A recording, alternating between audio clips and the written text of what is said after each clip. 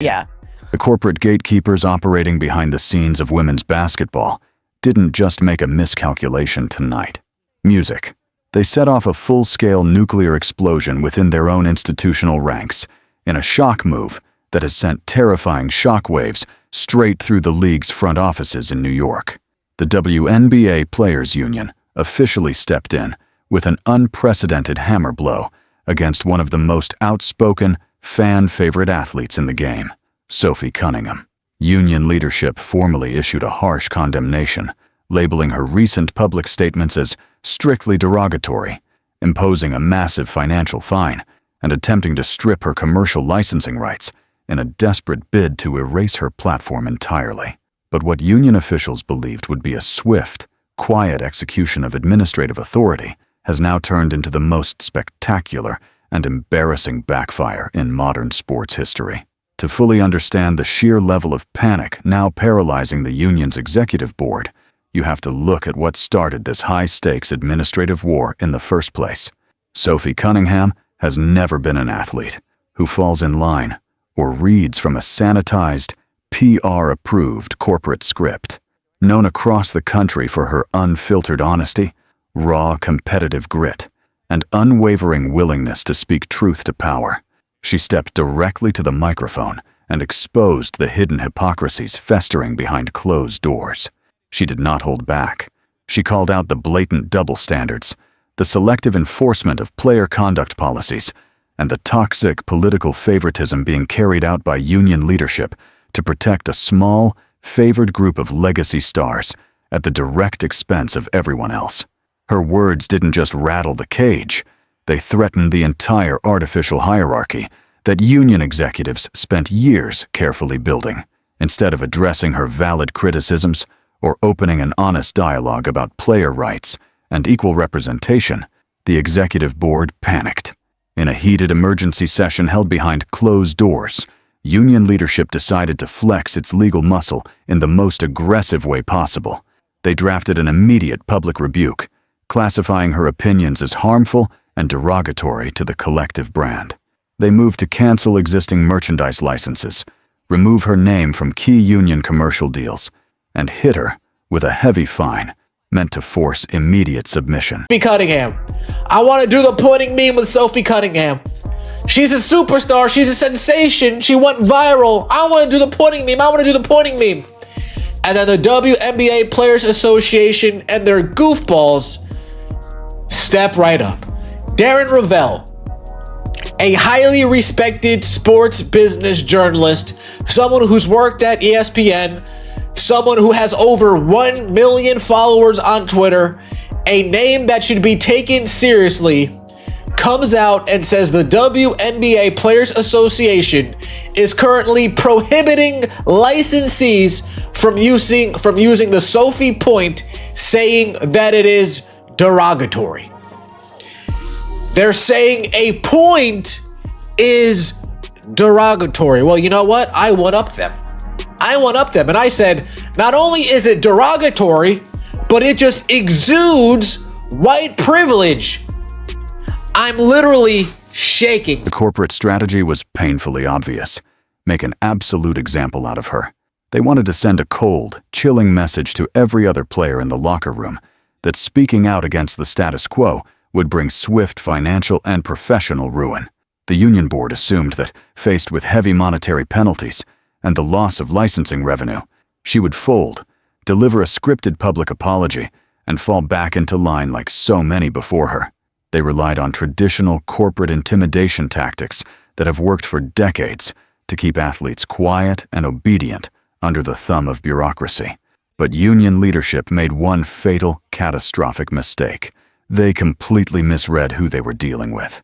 Sophie Cunningham did not back down. She did not issue an apology, and she certainly did not stay quiet. Instead of crushing her spirit, the union's aggressive attack sparked an instant nationwide public revolt. More fun. In minutes of the news leaking to the media, the internet erupted into an absolute firestorm. Millions of fans, already exhausted by corporate censorship, virtue signaling executives, and sanitized sports media spin, immediately rallied behind Cunningham as a symbol of unshakable authenticity and courage. The backfire was immediate, brutal, and historic. Social media platforms were completely flooded with outrage, aimed directly at the union's leadership.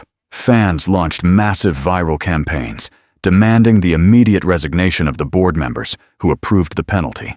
Instead of her merchandise being erased from store shelves, third-party, fan-created gear bearing her name and quotes exploded across digital storefronts, generating massive sales that completely dwarfed official union metrics. The fine that was supposed to crush her influence ended up turning her into a global hero, standing tall against corporate overreach and administrative tyranny. And this is what the WNBPA is mad about, man. They are salty, they are jealous, and they look for they try to take the fun out of everything when it includes Caitlin Clark or Sophie Cunningham or anybody closely associated to Caitlin Clark, because they have that much hate, that much bitterness, that much jealousy. WNBPA showing once again while they're a joke, but it's not stopping Caitlin Clark from achieving greatness. Now, shout out to Papa Todd on YouTube once again. He spoke about this Sandy Brondello situation, and this is more so a microcosm of how people are being turned off from the league, and the league is doing everything it can to kill itself. It's poor leadership from Kathy Engelbert.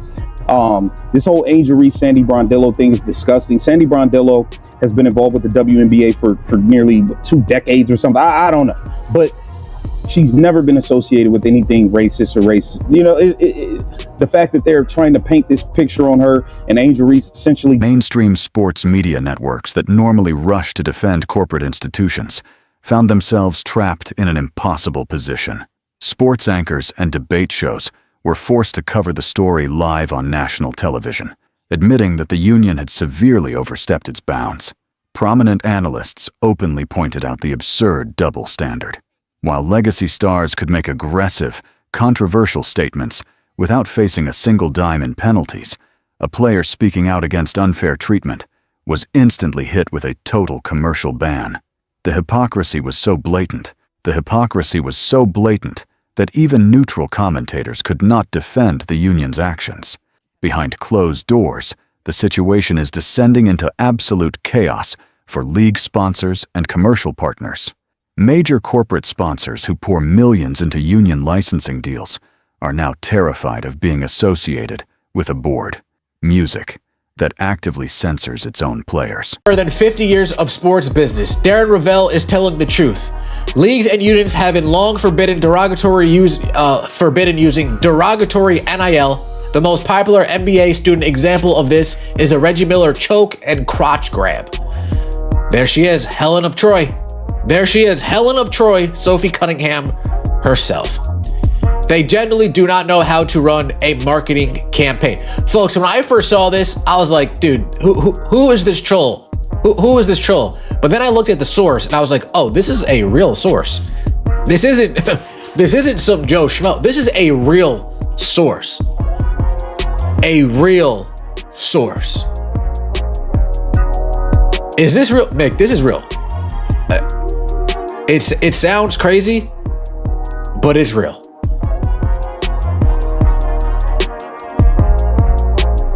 If it's real, we've seriously lost the plot. Yeah, WNBA delivers denial of Sophie Cunningham's pointing meme. You got sports, you got Yahoo Sports reporting this. You got Sporting News reporting this.